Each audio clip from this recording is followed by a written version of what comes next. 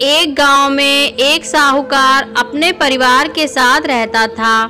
परिवार में उसकी पत्नी, एक बेटी और एक बेटा था। शानदार बंगला, नौकर चाकर, गाड़ियां और सब शानो शौकत का सामान था उसके पास। गरीब लोगों को बहुत ज़्यादा सूद यानी ब्याज पर कर्जा देना उसका धंधा था। अक्सर लोग तंगी के दिनों में या किसी त्योहार या ब्याह शादी के मौके पर उस साहूकार से कर्जा लेते थे। जब फसल अच्छी होती थी तो थोड़ा थोड़ा करके उतारने लगते थे, लेकिन जिस वर्ष सूखा पड़ता तो कर्ज तो छोड़ो, गांव वाले सूद तक नहीं दे पाते थे।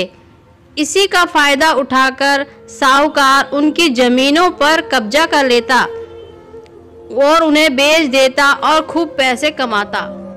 इस धंधे में उसका बेटा भी उसकी मदद करता था। दोनों बाप बेटा हर समय किसी न किसी गरीब की जमीन हड़पने की योजना ही बनाते रहते। एक दिन शहर से एक व्यापारी आया और साहूकार से गांव में जमीन खरीदने की इच्छा बताई।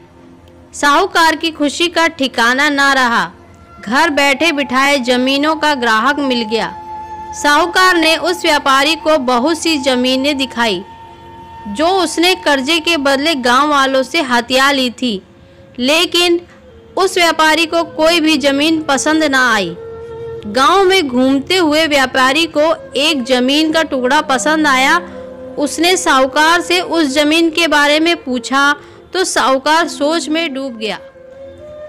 असल में वो जमीन तो एक बिन माँ बाप की लड़की की थी जो वहाँ पर रहती थी। उस लड़की का नाम कमला था। उसके माँ बाप ने साहूकार से 20,000 रुपये कर्ज लिया था, मगर उसे चुकाने से पहले ही उनकी मृत्यु हो गई।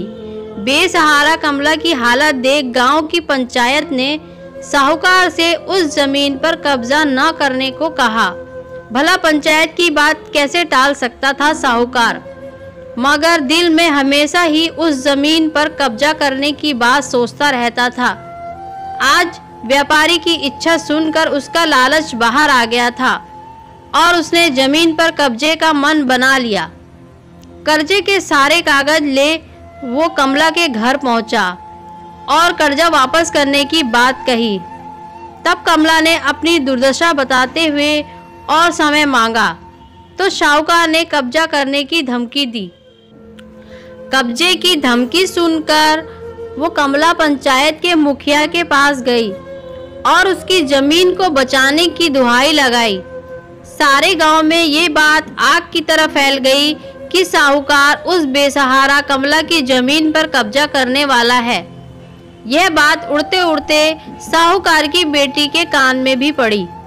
अपने पिता के लालच की बात सुन उसके मन में बहुत दुख हुआ। उसने अपने पिता से इस बारे में बात करने की कोशिश की, लेकिन साहूकार को तो सिर्फ बहुत बड़ा मुनाफा ही दिख रहा था। उसे बेसहारा लड़की की दुर्दशा या अपनी बेटी के निवेदन का कोई असर ना हुआ और उसने उस जमीन पर कब्जे का ऐलान कर दिया। साहूकार की बेटी ने भी जिद पकड़ ली कि कमला की जमीन पर कब्जा न होने देगी, पर अपनी एक न चलती देख उसके दिमाग में एक योजना सूझी। अगले दिन सुबह सुबह वो बेसहारा कमला और उसके साथ 2 लोग साहूकार के घर पहुंचे और कर्ज की 10,000 की किस्त दे दी। साथ में यह भी कहा कि 3-4 महीनों में कर्ज के बाकी रुपए भी उन्हें मिल जाएंगे। रुपया देने के बाद रसीद ले सब चले गए। अब किस्त मिल गई थी, इसीलिए पंचायत ने भी कब्जा नहीं करने दिया। साहूकार बहुत परेशान था कि आखिर उस लड़की के पास इतना सारा रुपया कहाँ से आया। कल तक तो वो दाने दाने को तरसती थी, आज 10,000 रुपया दे गई। कुछ भी न समझ आने पर उसने गांव वालों से भी पूछताछ की, लेकिन कोई भी रुपयों के बारे में कुछ नहीं जानता था। कुछ दिनों के बाद कमला फिर 2 गांव वालों के साथ आई और कर्ज की बाकी रकम चुकाकर रसीद और कर्ज के सारे कागज ले लिए। साहूकार परेशान हो गया कि आखिर इस लड़की के पास इतना धन आया कहाँ से। इस तरह कुछ दिन और बीत गए। एक दिन साहूकार को खबर मिली कि उस बेसहारा कमला ने अपनी जमीन बेच दी है, लेकिन उत्सुकतावश जाकर देखा तो चौंक गया। जमीन पर एक बोर्ड लगा था। उस बोर्ड पर जमीन के मालिक का नाम देख साहूकार की मानो सांसें रुक गई हो। मालिक के नाम के आगे लिखा था उसकी अपनी बेटी और उस लड़की का नाम। वो दौड़ा हुआ घर गया और बेटी से पूछा, ये क्या तमाशा है?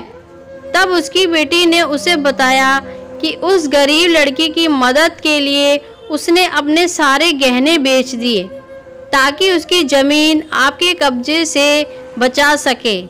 लेकिन ज़मीन आपसे छुड़ाते ही उस बेसहारा कमला ने उदारता दिखाते हुए आधी ज़मीन मेरे नाम कर दी। बेटी ने उसे समझाया कि आप तो उस लड़की का आखिरी सहारा भी छीन रहे थे, मगर उस लड़की का बड़प्पन तो देखो, उसने ज़मीन छुड़ाते ही मेरे गहनों के बदले अपनी आधी ज़मीन मुझे दे दी। यह सब सुन साहूकार को शर्मिंदगी महसूस हुई और उसने भविष्य में कभी किसी की ज़मीन न हड़पने का वचन दिया।